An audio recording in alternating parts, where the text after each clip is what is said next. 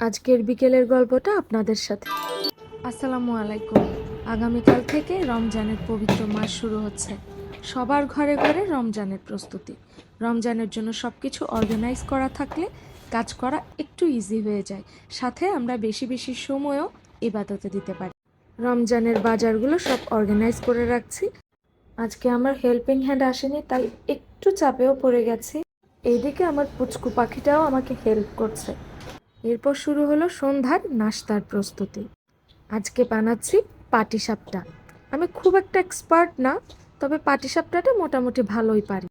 খুব একটা পিঠা পছন্দ না করলেও পাটিসাপটাটা খেতে মন্দ লাগে না। তা আপনাদের রমজানের প্রস্তুতি কেমন চলছে? পবিত্র রমজান মাস উপলক্ষে প্রত্যেক মুসলমানের ঘরে ঘরে একটা আনন্দের আমেজ। কত শত প্রিপারেশন সবার রোজা নিয়ে। সৃষ্টিকর্তা এবাদতের মাসে সবাইকে বেশি বেশি ইবাদত করার তৌফিক দান করুন। যাই হোক, কথা বলতে বলতে আমার সবগুলো পাটিসাপটা রেডি। এখন আমি সার্ভ করে দিব। এরপর একটু রেডি শেডি হয়ে চলে গেলাম ভিআইপি টাওয়ারের দিকে। দর্জির দোকানে যাওয়ার ছিল। রমজান আর ঈদের জন্য শপিং মলগুলোও খুব সুন্দর করে সাজানো না? ছটপট চলে গেলাম দর্জির দোকানে। কাপড়গুলো দিয়েই চলে যাব একটু চকবাজারের দিকে কিছু কাজে।